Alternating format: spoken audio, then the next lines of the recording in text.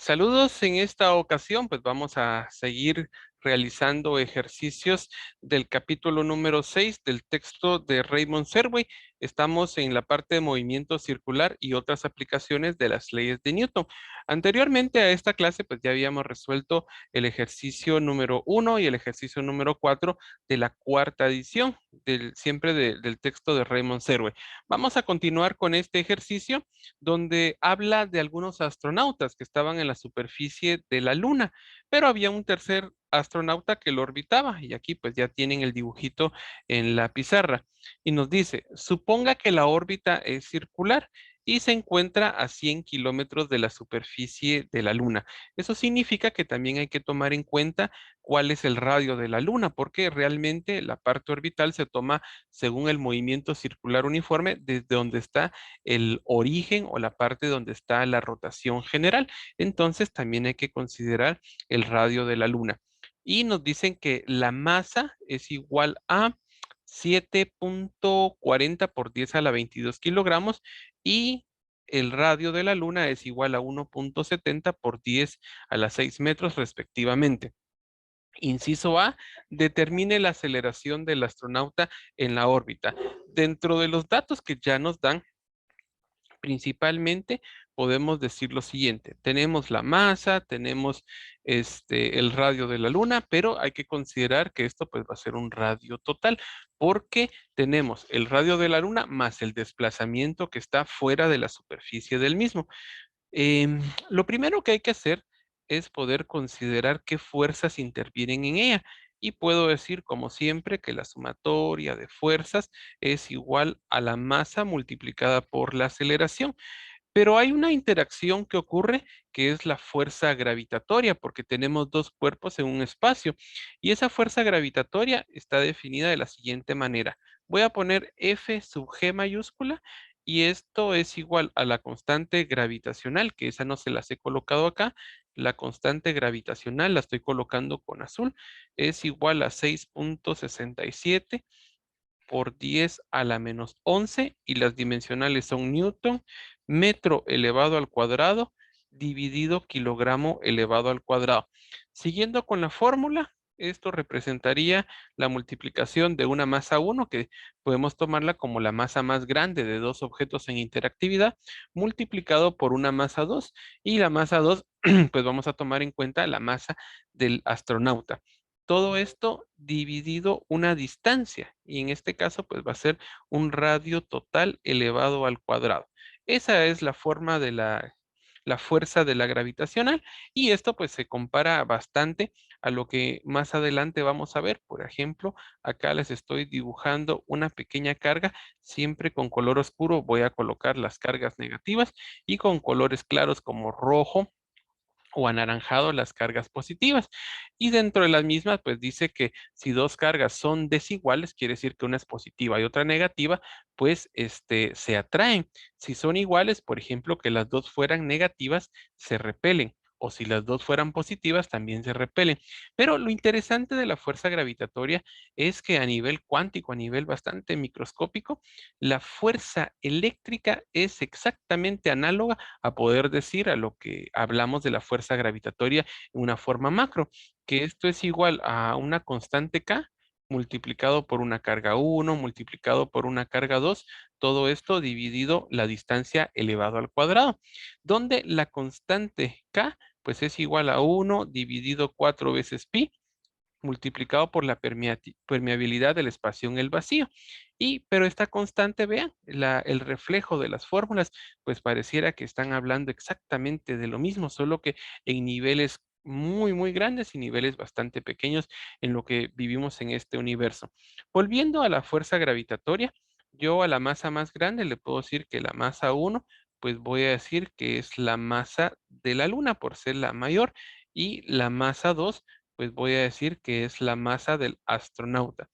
Bueno, ya tengo astronauta, astronauta. Ya tengo ahí las fórmulas. Ahora, la sumatoria de fuerzas es igual a la masa multiplicada por la aceleración.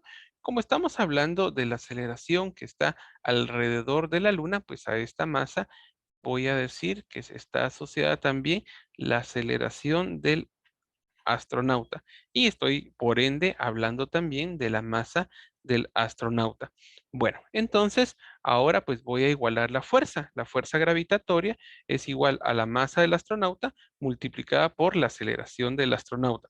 ¿Cómo me quedaría entonces? Me quedaría, en vez de fuerza gravitatoria, coloco la fórmula de la misma, que sería la constante gravitatoria, la masa 1, que ahora le he puesto que es la masa de la Luna, multiplicada por la masa 2, que es la masa del astronauta. Todo esto dividido, voy a hacer una línea un poquito más recta, todo esto dividido la resistencia, no, perdón, el radio total que ejerce desde donde está su punto de apoyo o su punto de movimiento. El radio total, perdonen, hablando de fuerzas eléctricas, me viene a la mente la oposición al paso de electrones también, que se denota también con una letra R mayúscula. Este es el radio total. Y esto pues es igual a la masa multiplicada por la aceleración. Estoy hablando de la masa del astronauta multiplicado por la aceleración del astronauta. Si yo vengo y quiero despejar la aceleración, esta masa pasaría a dividir del otro lado, pero también tengo una masa del astronauta en el numerador, por lo tanto se puede cancelar y se quedaría únicamente lo siguiente: la aceleración del astronauta va a ser igual a la constante de gravitación, que acá tenemos ya el valor, que es igual a 6,67 por 10 a la menos 11, multiplicado por la masa de la Luna. Y la masa de la Luna ya me la dan, que es igual a 7,40 por 10 a la 22, y las dimensionales pues son kilogramos. Ahora, en la parte del denominador tengo el radio total, que esto es igual a 1,70 por 10 a la 6 más 100 kilómetros, que ahí se recuerdan que K, la constante K, es el prefijo 1 por 10 a la 3 positivo. Si en caso en algún momento dan a la 3 negativo, esto es el concepto de mili, ¿verdad? Entonces, lo único que nos queda, pues, es ir ahora a la calculadora. Vamos a ver que en esta ocasión no nos falle la calculadora para poder hacer este dato final. En este momento se va a aperturar. Vamos a ver si no apareció por acá. Aquí estaba escondidita la calculadora. Bueno, entonces hacemos el cálculo, siempre una parte fraccionaria, y en la parte fraccionaria del numerador colocamos la constante gravitatoria, 6,67 por 10 a la menos 11. Todo esto multiplicado por la masa de la Luna, que es igual a 7,40 por 10 a la 22.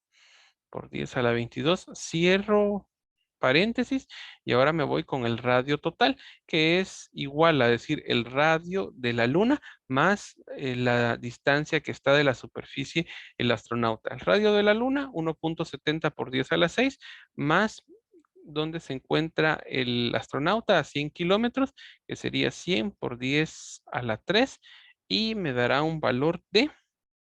Es un valor bastante... Ah, sí, muchas gracias. Acá ya sé por qué salió un valor también exagerado, y pues siempre me corrigen. Me faltó elevado al cuadrado. Ahora sí, el valor de la aceleración del astronauta es igual a 1,52339. Lo voy a dejar como 1,52 y le voy a agregar el 3 para poder poner el valor de la aceleración del astronauta. Entonces el astronauta pues está orbitando a una aceleración de 1,52 metros sobre segundos elevados al cuadrado. Luego de eso, pues me están preguntando también la velocidad orbital. Y la velocidad orbital, imaginémonos que va hacia este punto, esa velocidad tiene que ser completamente perpendicular a la aceleración centrípeta.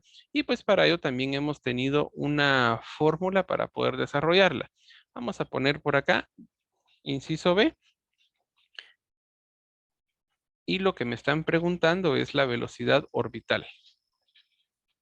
Velocidad orbital. ¿Qué fórmula utilizo? Yo sé que la aceleración que tiene el astronauta, vamos a poner ASTR, astronauta, es igual a la velocidad orbital, que es la que ando buscando, dividido el radio, y en este caso pues siempre tiene que ser el radio total. Puedo despejar la velocidad y me quedaría que esa velocidad, como es perpendicular, es la velocidad orbital que yo tanto ando buscando y anhelando. Y va a ser igual a la aceleración del astronauta multiplicado por el radio total del mismo. ¿Cómo me quedaría? La aceleración del astronauta es igual a 1,523 multiplicado por el radio total, que si no mal recuerdo es el radio de la Luna, 1,70 por 10 a la 6, más la distancia que se encuentra el astronauta de la superficie, que es 100 kilómetros. Y se recordarán que acabo de decir que la parte de kilómetros se escribe por 10 a la 3. Entonces, ya tengo cuál puede ser mi respuesta de la velocidad orbital. Nuevamente me aprovecho de la calculadora y como ya está incluido ahí la aceleración, únicamente hago la multiplicación de 1,70 por 10 a la 6 por 10 a la 6 más 100 kilómetros. Puedo colocarle unos 3 ceros más o también la parte del prefijo que sea por 10 a la 3. Y me queda, ahora sí, es un valor bastante grande. Ah, ya, gracias ahí por la anotación nuevamente. Este exponencial creo que no lo puse acá. Muchas gracias por la observación. Entonces, a esta parte también yo tengo que sacarle la raíz cuadrada. Vamos a ver si no me equivoqué en algo más, perdone. Esto multiplica, sí, únicamente la raíz cuadrada. Muchas gracias por sus observaciones. Entonces digo, la raíz cuadrada del valor de la multiplicación es igual a 1655,93. Colocamos la respuesta 1655,93. Y las dimensionales, como siempre, para una velocidad, pues es igual a metros sobre segundos. Vamos a ver si tiene un inciso más. Yo recordaba que sí tenía un inciso más y nos están preguntando el período de la órbita. Hay que recordar que el período pues no es más que el tiempo en que este astronauta pues va a dar una vuelta completa alrededor de la Luna y vuelve nuevamente a su estado eh, inicial. Entonces, dentro de las fórmulas que yo conozco para poder poner la parte del período, primero voy a ubicar lo que es la velocidad asociada con la velocidad angular, que es la primera que se me viene a la mente. Entonces coloco que la velocidad lineal es igual a la velocidad angular multiplicada por un radio. Pero también yo recuerdo que la velocidad angular es igual a 2pi multiplicado por la frecuencia. Pero también yo sé que la frecuencia pues es el recíproco del período, por lo tanto puedo escribir que la velocidad angular es igual a 2 veces pi partido del período. Puedo venir y sustituir la velocidad angular en la velocidad lineal y entonces considerando todo esto me quedaría que la velocidad es igual a 2 veces pi y voy a poner la parte del período. En vez de la velocidad angular, coloqué em, ya desarrollada con la parte del período y todo esto multiplicado por R. Entonces puedo despejar la parte del período y decir que el período pues va a ser igual a 2 veces pi, la parte de R y todo esto dividido la velocidad lineal o orbital que traía nuestro astronauta. Como estamos hablando de que está arriba de la superficie de la Luna, como siempre voy a seguir diciendo que esto es un radio total y esta velocidad lineal, en este caso, pues es la velocidad orbital que tiene nuestro astronauta. Le ponemos los valores y decimos 2 veces pi multiplicado por el radio total, que es igual a 1,70 por 10 a la 6, más 100K, que debería ser por 10 a la 3. Y todo esto, cierro mi paréntesis, todo esto tiene que ser dividido la velocidad orbital, que ya también me la dan, que es igual a 1655,93. No es que me la den, perdonen, no es que me la den, sino la hemos encontrado en el inciso anterior. Esto es por 10 a la 3. Entonces ya puedo obtener cuál podría ser el periodo. Vamos a poner la respuesta tal vez por acá para que pueda ser un poquito más despacio por si salen algunos valores que tengamos que trabajarlo todavía. Entonces voy colocando nuevamente. Acá debería ser la parte del periodo y me voy a la calculadora. Parte fraccionaria porque veo que hay una división. Entonces coloco en el numerador 2 veces pi multiplicado por el radio total. Y nuevamente 1.70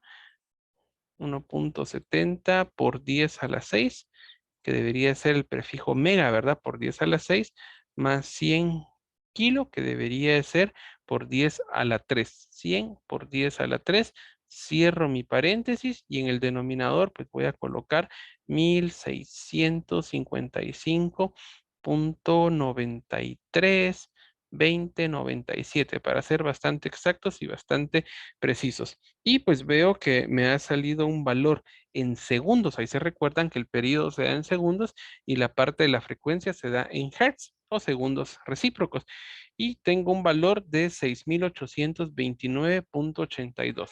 6.829, perdonen, acá me perdí la pizarra. 6.829 punto 83. Voy a colocar de una vez el 83 acá. 83 segundos. Si yo quisiera trasladarlo a la parte de horas, pues puedo hacerlo y puedo hacer algunas conversiones. Por ejemplo, 6.829.83 y voy a recordar acá que esto está en segundos, pero yo sé que en una hora los segundos pues serían 3.600 porque hay 60 minutos por 60 segundos es igual a 3.600 segundos. Cancelo segundos y esto es igual a una hora. Entonces el valor que tengo acá de 6.829 puedo dividirlo dentro de 3.600 y me da 1.8971 horas. 1.8971 horas. Si yo lo quiero dejar en horas, minutos, segundos, pues puedo tomar el entero que está acá y decir que tengo una hora. Ahora le voy a restar esa una hora que está acá. Entonces le quito menos uno y esto lo voy a multiplicar por 60 porque una hora pues tiene 60 minutos. Y digo que tiene 53.83. 53.83 minutos. Entonces llevo una hora 53 minutos. Ahora el otro término que me toca es la parte de segundos. Entonces, quito 53 y solo dejo la parte decimal. Menos 53 y esto lo vuelvo a multiplicar por 60 segundos que tiene el minuto y tengo 49.82. Coloco acá 49 segundos y este 82 va a ser la parte de centésimas que tiene la medición de tiempo. Entonces, en otras palabras, yo puedo decir que 6.829.83 segundos, pues básicamente es igual a una hora, 53 minutos, 49 segundos con 82 centésimas. Aquí es una, perdonen, ya casi no, ya no cabe el espacio, pero es centésima lo que hice al final. Pero entonces la respuesta sí se puede quedar desde la parte segundos. Esto pues solo lo hice para ver la analogía de cómo nos quedaba el ejercicio. Bueno, hagamos otro ejercicio y me voy nuevamente al texto y ahora vamos a hacer este que me parece bastante interesante, que es otra medida de un movimiento circular uniforme, que es este que dice una patinadora de hielo. Entonces voy copiando acá nuevamente el enunciado, lo copiamos, lo pegamos a portapapeles y como siempre, para aquellos que están dentro de su dispositivo móvil, que a veces, les soy sincero, como cuesta un poquito la lectura cuando es pequeña a través del dispositivo móvil, a través de esta educación a distancia, entonces prefiero mejor que se amplíe todo lo que se pueda. Dice, una patinadora de hielo de 55 kilogramos se mueve a 4 metros por segundo cuando agarra el extremo suelto de una cuerda cuyo otro extremo está amarrado a un poste. Bueno, entonces vamos a poner por acá, digamos, un poste y voy a hacer algún asegurado por acá, simbolizando que esto es un poste. Vamos a poner acá que esto es un poste. Y pues tiene una cuerda. La cuerda la voy a poner con color negro. Y vamos a decir que hacia acá está. Y acá voy a dibujar una partícula simbolizando que es la patinadora. Y esto le vamos a decir que existe una masa, ¿verdad? Dentro de las características ya me dicen que tiene una masa de 55 kilogramos. 55 kilogramos. Y tiene una velocidad de 4 metros sobre segundos. Entonces colocamos esa velocidad lineal que es igual a 4 metros sobre segundos. Em, Dice, después se mueve en un círculo. Eso significa que acá más o menos va a ser una parte circular la que va a tener. Acá lo volví a borrar para que más o menos pareciera esa forma circular. Esa va a ser la trayectoria que tenga la patinadora. Después un círculo de radio. Colocamos acá otro valor que me están dando que parece bastante importante, es el radio, que esto es igual a 0.80 metros. Eso significa que acá pues va a generar un radio de 0.80 metros con la cuerda que tiene entre el mismo. ¿Qué más dice? Inciso A.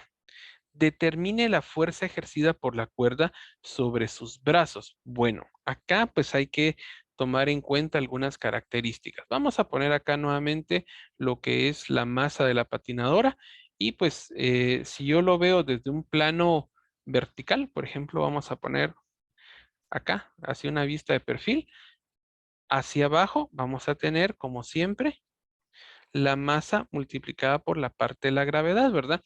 Pero yo tengo una tensión y esa tensión, pues si el peso está hacia acá, realmente la tensión va a ir enfocada hacia este lado. Pero eso por la forma en que está acá, esto se ha formado con un ángulo teta, el cual hasta el momento pues no conozco. Pero la tensión nosotros ya sabemos que tiene que tener dos componentes. El componente que va a ser en la parte de X, al cual yo le puedo poner tensión sub X, y hacia arriba voy a tener otro componente, el cual yo le puedo llamar componente sub Y, ¿verdad? Y como siempre, el ángulo sustentado entre el mismo. Comienzo siempre con la parte trigonométrica y digo, el seno del ángulo teta, que no sé cuál es igual al opuesto, que en este caso el opuesto es X, dividido la hipotenusa, que la hipotenusa es la tensión en todo su esplendor. Entonces, puedo decir que en X la tensión va a ser igual a multiplicarla por el seno del ángulo teta, que hasta el momento pues desconozco, ¿verdad? Ahora, la parte del coseno, la cual la voy a hacer con color azul, digo que el coseno del ángulo es igual al adyacente. Y acá, pues el adyacente es la parte de Y. Todo esto dividido la hipotenusa, que pues es la tensión. Despejo y digo que para la parte de Y voy a tener la tensión en todo su esplendor multiplicado por el coseno del ángulo. Eso es lo que sé hasta el momento. Pero también yo recuerdo que de las leyes de Newton, yo puedo decir que la sumatoria de fuerzas, si quieren en X, pues va a ser igual, como esto sí tiene un movimiento, puedo decir que es igual a la masa multiplicada por la parte de la aceleración. También recuerdo que la aceleración pues es igual a una velocidad lineal elevado al cuadrado dividido r o la distancia de su punto de, o eje de rotación. Entonces puedo escribir que la fuerza, perdón, lo voy a hacer con color negro, que la fuerza en X es igual a la masa multiplicada por la aceleración, pero la aceleración pues va a ser igual a la velocidad lineal elevado al cuadrado dividido el radio de eje o de apoyo, ¿verdad? ¿Qué fuerza está influyendo en la parte de X? Pues únicamente tengo la tensión porque no hay otra que ejerza alguna fuerza. Entonces puedo, y va hacia el lado derecho. Perdón, entonces puedo decir que la tensión multiplicada por el seno del ángulo no tiene ninguna otra fuerza con la cual restarla, por lo tanto se queda así. Va a ser igual a la masa de la bailarina multiplicado por la velocidad elevado al cuadrado dividido la parte del radio. Entonces lo colocamos quizá por este lado, tensión por el seno del ángulo teta, le ponemos los valores, la masa es igual a 55, la velocidad que va es igual a 4 elevado al cuadrado y todo esto dividido el radio o la distancia donde está su eje rotativo o de rotación en otras palabras, que esto es igual a 0.80 metros. Me voy a la calculadora para obtener este dato por acá y decimos 55 multiplicado por 4 elevado al cuadrado, que en otras palabras es 16, dividido 0.80 y me da un valor de 1100 newtons. Entonces, colocamos acá 1100 newtons. Eso significa que la tensión multiplicada por el seno del ángulo que no conozco es igual a 1100 newtons. Entonces, le coloco que esta puede ser una primera fórmula. ¿Qué otra fórmula puedo obtener? Con la parte del peso, ¿verdad? Entonces, puedo decir que la sumatoria de fuerzas en Y es igual a la masa multiplicada por la aceleración, que en este caso, pues ya sabemos que es la parte gravitatoria. Y la fuerza en Y, pues únicamente tenemos la parte de la tensión y está asociada al coseno del ángulo, según lo que nos salió en este párrafo anterior. Entonces digo que la tensión multiplicada por el coseno del ángulo es igual a la masa de la bailarina, que recuerdo que es 55 kilogramos, multiplicada por la gravedad, que le vamos a colocar 9.81 metros sobre segundos. Y vamos a ver, esta sería una ecuación 2. Vamos a colocarlo. 55 por 9.81 nos dará un valor de 539.55 newtons. 539.55 newtons. Y esta podemos ubicarla como una ecuación 1. La ecuación 2. La ecuación 1 nos había quedado que teníamos que el T seno del ángulo era igual a 1100 newtons. Y esta pues era nuestra ecuación 1. Acá hay varios parámetros por los cuales seguir. Yo lo que veo acá, pues podríamos trabajar por la parte de identidades. Y entonces, si me voy por ese lado, puedo decir que el seno del ángulo teta es igual a 1100 dividido la tensión. Y también puedo decir que el coseno del ángulo teta es igual a 539.55 dividido también la parte de t. Y también considerando las identidades trigonométricas, yo recuerdo muy claramente de la unidad 6 del libro del profesor James Stewart que decía que la tangente del ángulo teta es igual al seno del ángulo teta, todo esto dividido el coseno del ángulo. Entonces puedo irme por ese lado y decir, la tangente del ángulo teta es igual al seno del ángulo, pero el seno del ángulo es igual a 1100 dividido t, dividido el coseno del ángulo, y el coseno del ángulo es igual a 539.55 dividido t. Utilizamos como siempre la ley de externos e internos, que en otros lados se le conoce como la famosísima ley del sándwich. La colocamos acá y todo esto pues nos dará el siguiente valor. 1100 multiplicado por la parte de la tensión, todo esto dividido 539.55 multiplicado por la tensión. Y ya se habrán dado cuenta que tensión se va con tensión y puedo encontrar ya el ángulo. Entonces digo que el ángulo va a ser igual a la tangente inversa de la división entre 1100, todo esto dividido 539.55. ¿Para qué me sirve el ángulo? Porque el inciso nos dice determine la fuerza ejercida por la cuerda sobre sus brazos y pues la fuerza que está ejerciendo la tensión pues es contraria al movimiento, por lo tanto esa nos va a dar la fuerza que está haciendo la parte de los brazos. Me voy a la calculadora y decimos lo siguiente, la tangente inversa de 1100, ya me había equivocado acá, 1100 dividido 539.55 y nos dará un ángulo de 63.87. Voy a colocar todos los decimales, 63.87, 20, 49, 28. Vamos a ver si me recuerdo de todos los decimales.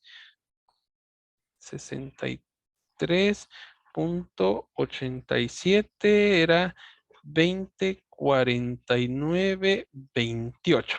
Vamos a ver si no se me escapó ninguno. No, ahí estamos, exactos. Bueno, entonces ya tengo el ángulo, pero ¿para qué me sirve el ángulo? Porque yo puedo tomar tanto de la ecuación 1 como la ecuación 2, encontrar la tensión. Y al momento de encontrar la tensión, pues voy a poder encontrar esa fuerza que está ejerciendo los brazos. Acá me preguntan que con cuál de las ecuaciones, con cualquiera. Y vamos a ver por qué. Vamos a decir de la ecuación 1, esto va a ser que la tensión es igual a 1100 dividido el seno del ángulo de 63,87 y acá pues tiene otros decimales y me dará un valor. Y la otra opción que sería de la parte de la ecuación 2, también puedo decir que la tensión es igual a 539,55 newtons dividido el coseno de 63,87 y tengo algunos otros decimales. ¿Por qué digo otros decimales? Porque con mayor precisión que tenga, así me va a salir el valor del resultado con más similitud.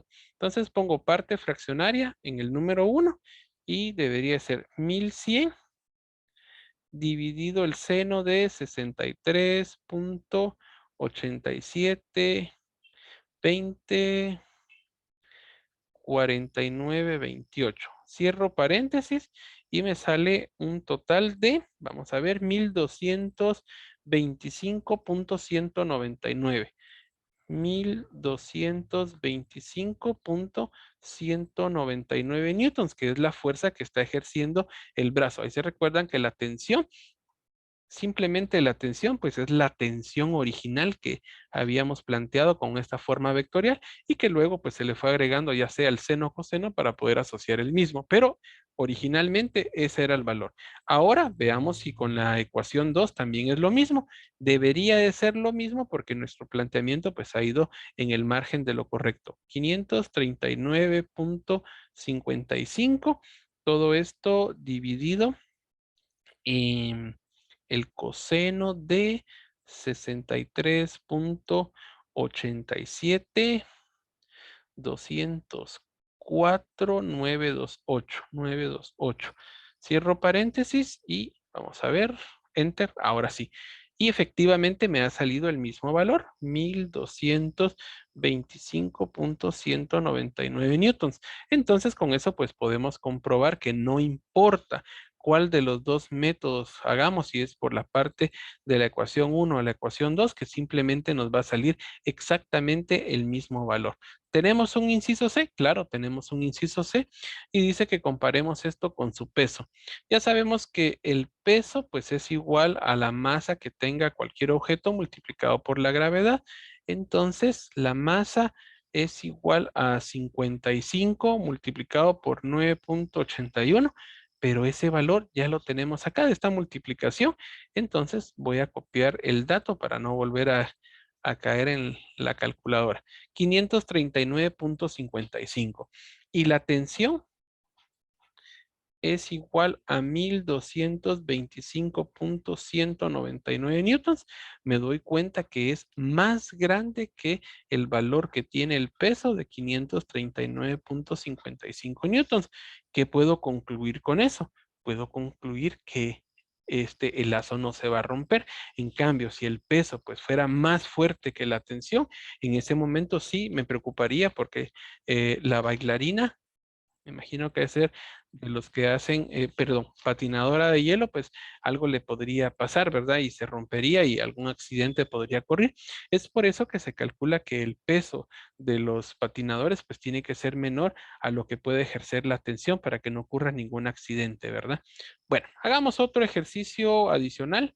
Yo creo que con este iríamos cerrando esta parte de la unidad 6,1 y vamos a desarrollar este ejercicio que se vuelve a repetir nuevamente, solo que con otro objeto más adelante en el movimiento circular uniforme. Vamos a copiarlo y lo vamos a pegar acá, como siempre, ampliado todo lo que se pueda para que ustedes puedan visualizar correctamente el enunciado. Dice lo siguiente, 2 puntos.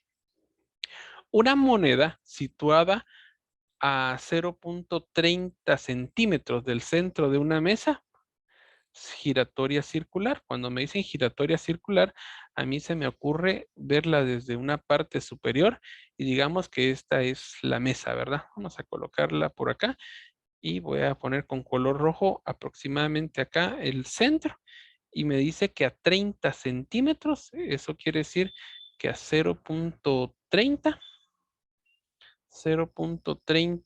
metros dejamos una moneda y vamos a poner acá una forma circular de una moneda. Ahí está. Em, Dice que está en rotación, se desliza cuando su velocidad es de 0.50 centímetros. Bueno, entonces esa velocidad de 0.50 centímetros la podemos cambiar y de una vez al sistema internacional podemos poner que sería 0.50 metros sobre segundos. No hay ningún otro argumento que convertir porque está ya en segundos, entonces solo sería la parte de medición lineal, que sería de centímetros a la parte de metros. Voy a poner otra vez este 5 que no salió tan como número 5, pareciera otro número. Ahora sí, 0.50 metros sobre segundos. Dice, ¿qué origina la fuerza central cuando la moneda está estacionaria en relación a la mesa giratoria? Hay que considerar dos situaciones, ¿verdad? Cuando está un objeto en forma estacionaria, tiene un coeficiente de fricción estático y cuando está en movimiento, tiene un coeficiente de fricción cinético. ¿Qué quiero decir con ello? Lo vuelvo a repetir con mucho gusto. Vamos a poner una forma de perfil, digamos que esta es la parte de perfil donde está la mesa giratoria y nosotros lo que veríamos simplemente sería un plano rectangular, ¿verdad? Entonces colocamos por acá la moneda y la moneda, digamos que está por este lado. La moneda está por este lado y está en una forma estática. Cuando está en una forma estática significa que acá pues tiene un coeficiente de fricción sub S o static que tiene que haber una fuerza superior para que él empiece a moverse. Si la fuerza no es superior al coeficiente de fricción estático multiplicado por la normal, eso no se va a mover. Hablando de la normal, pues debemos considerar que hacia abajo nosotros tenemos la masa multiplicada por la gravedad y hacia la parte de arriba tenemos la parte de la normal. Eso me indica el poder decir que yo puedo tener una sumatoria de fuerzas en Y que es igual a la masa multiplicada por la aceleración. Pero en cualquier momento el movimiento no va a ser en Y, el movimiento va a ser en X, porque si esto empieza a moverse a cierta velocidad, esa velocidad va a generar una aceleración, que esa aceleración, como es directamente proporcional a la fuerza, va a superar al coeficiente de fricción estático y va a generar un movimiento hacia este lado. Así como lo vimos en la clase anterior, en el emulador, cuando se rompe algo, gira hacia cierta linealidad. Entonces, si esto tiene bastante movimiento o velocidad, pues va a superar el coeficiente de fricción estática. Entonces, como el movimiento es en X y no es en Y, colocamos esto igual a cero.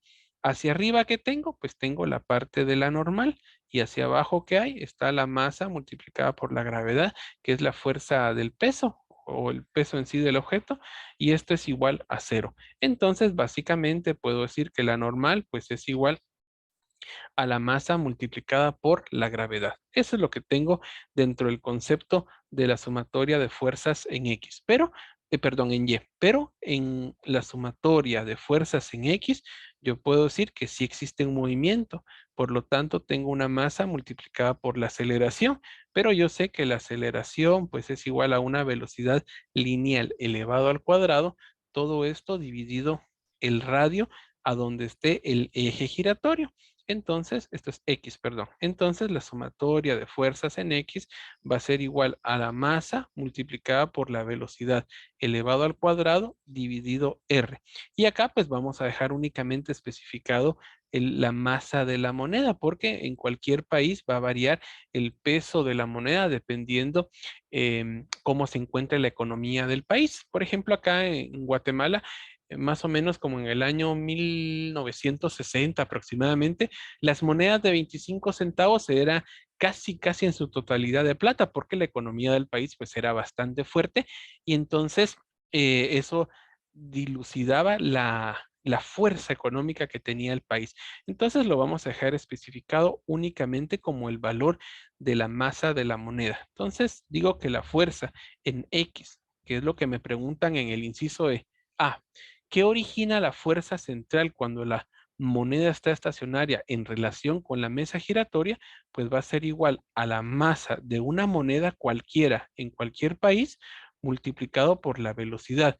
Pero la velocidad en este caso es igual a 0.50 metros elevados al cuadrado, dividido la distancia a la que se encuentra donde está el eje, que esto es igual a 0.30. Y esta sería la fuerza que va a ejercer. Como les digo, vamos a dejar especificado simplemente la masa de la moneda porque va a depender del país en que esté. Por ejemplo, las libras esterlinas o las monedas que existan en ese país, pues tienen bastante fortaleza con relación a la parte de su economía con respecto al oro. Entonces va a variar también la parte de la moneda. Entonces, esta parte pues va a variar dependiendo el país en que estemos. Inciso B. ¿Cuál es el coeficiente de fricción estático entre la moneda y la mesa giratoria? Acá pues vamos a decir algunas características importantes, principalmente porque no tenemos la masa de la moneda, pero se recordarán que en el ejercicio anterior pudimos tener por acá la masa del astronauta, pues la podíamos eliminar. Entonces, matemáticamente vamos a hacer algo parecido para no depender de la masa de la moneda en cualquier país. Y vamos a buscar en este caso el coeficiente de fricción estático. Voy a nuevamente estático. Y ese es el valor con que vamos a cerrar este ejercicio. ¿Cómo lo podemos hacer? Pues podemos decir que la fuerza estática, ¿a qué tiene que ser igual? Pues es igual a la masa multiplicada por la velocidad elevado al cuadrado dividido la parte de R. Esta es la masa de la moneda.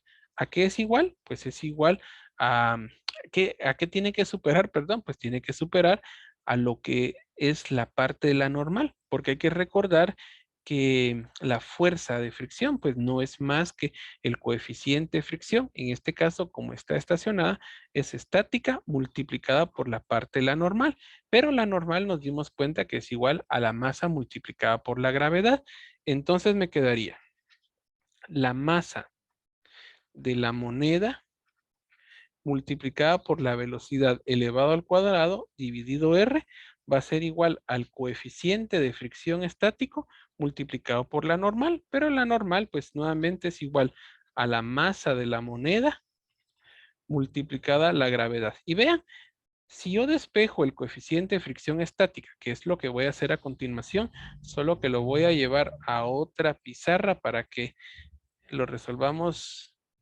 detenidamente y tranquilamente, la vamos a ubicar por acá, lo más estético posible, ¿verdad? Entonces, despejo el coeficiente de fricción estática. ¿A qué va a ser igual eso? Va a ser igual a la masa de la moneda multiplicada por su velocidad elevado al cuadrado dividido R y todo esto va a pasar a dividir. También va a ser dividido la masa de la moneda y en el denominador la gravedad.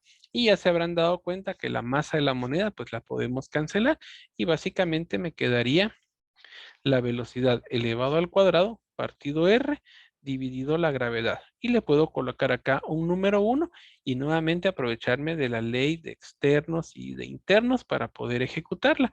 Y me quedaría la velocidad al cuadrado multiplicado por 1, simplemente se queda igual.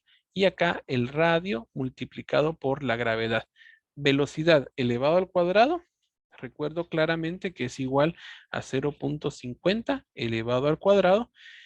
El radio, eso sí ya se me olvidó, es igual a 0.30 0.30 y la gravedad pues la hemos venido utilizando como 9.81. En algunos textos de la parte de básico utilizan la gravedad como 10, pero pues acá vamos a hacer lo más preciso posible utilizando la gravedad a 9.81. Ahora sí, me voy a la parte ejecutoria, la calculadora, 0.50, todo esto elevado al cuadrado, dividido 0.30, multiplicado por 9.81 metros sobre segundos al cuadrado, y me da un total de 0.0849. Entonces, el coeficiente de fricción estático que tiene esa moneda con los valores que nos dan de su velocidad de aceleración es igual a 0.85. Em, ¿Qué más? Vamos a ver, 0.85. No tiene dimensionales y como siempre me preguntan por qué la gravedad es positiva. Y pues recordarán que la gravedad no es positiva, simplemente en el análisis del diagrama de cuerpo libre ya iba negativa. Acá está, mire, todo lo que vaya hacia arriba es positivo y todo lo que vaya hacia abajo es negativo. Y en la sumatoria de fuerzas en Y igual a cero, la normal pues va hacia arriba. Por lo tanto, esto es positivo, ¿verdad? Y la masa multiplicada por la gravedad es negativa y por eso se resta.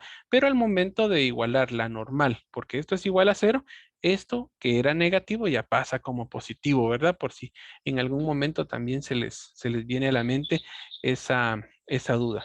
Bueno, entonces nos quedamos por hoy hasta acá. Yo les agradezco bastante la atención a esta clase y el próximo tema que creo, ahorita les digo cuál será nuestro próximo tema, será movimiento circular no uniforme. Muchas gracias y hasta la próxima clase.